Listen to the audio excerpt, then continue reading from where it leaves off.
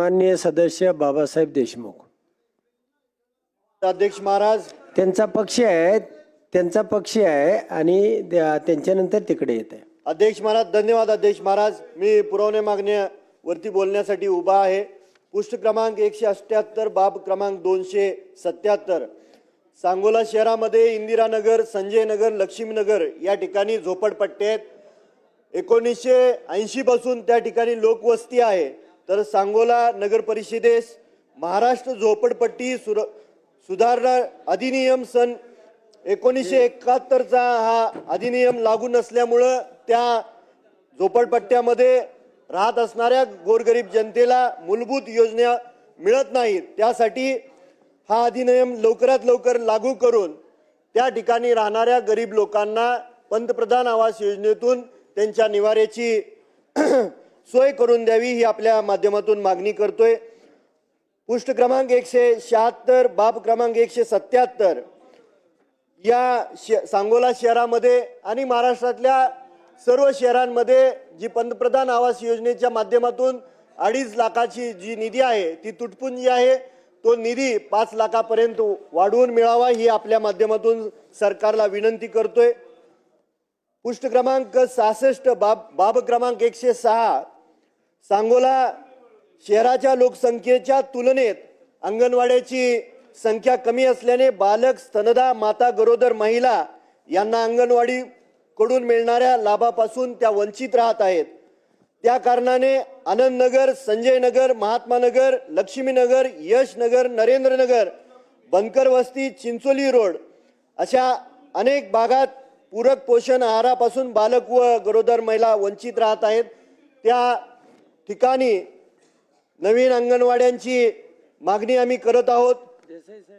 पुष्ट क्रमांक 66 बाब क्रमांक 106 शहरामध्ये सांगोला शहरामध्ये झपाटीने नागरीकरण वाढत आहे आणि दररोज नागरी भागामध्ये 10,000 हून अधिक मेट्रिक टन कचरा निर्माण होतोय आणि या घन कचऱ्याची विल्हेवाट लावण्यासाठी 1,000 लोकसंख्येमागे एक सफाई कामगार असून बाह्य यंत्रणेद्वारे जवळजवळ 130 कंत्राटी कामगार काम करत आहेत. या 130 कंत्राटी कामगारांना सांगोला नगर परिषदेच्या माध्यमातून कायमस्वरूपी सफाई कामगार म्हणून नियुक्ती देण्यात यावी ही आपल्याकडे मागणी करतोय.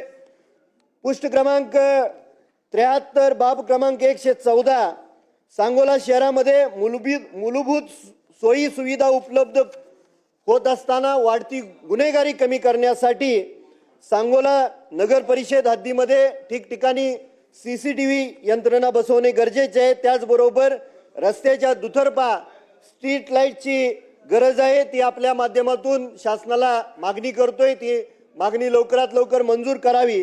त्याचबरोबर शहरामध्ये भूमिगत गटारीची कामं चालू आहेत आणि भूमिगत गटारीची कामं चालू असल्यामुळे खोदकाम झालेलं आहे.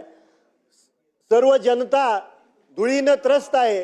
तर भूमिगत गटारीचं लवकरात लवकर काम पूर्ण करून द्यावं आणि त्याचबरोबर अंतर्गत शहरातली जी अंतर्गत रस्त्याची दुरावस्था झालेली आहे त्याच्यासाठी शासनाने निधी उपलब्ध करून द्यावा.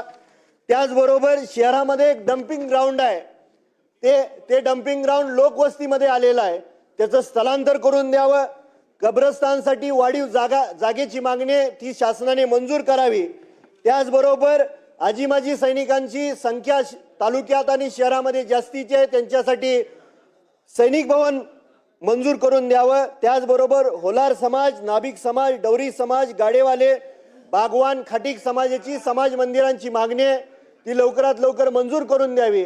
आणि स्वर्गीय गणपतरावजी देशमुख साहेबांनी त्या तालुक्याचं प्रतिनिधित्व जवळजवळ 55 वर्ष केलं आणि त्या महामानवाचा त्या शहराच्या मध्य ठिकाणी एक स्मारक उभा होण्याची मागणी आहे. त्या स्मारकाची मागणी करत असताना शासनाने तात्काळ ती मागणी मंजूर करून त्या ठिकाणी भरीव निधी उपलब्ध करून द्यावा एवढी आपल्या माध्यमातून शासनाला मागणी करतो. धन्यवाद.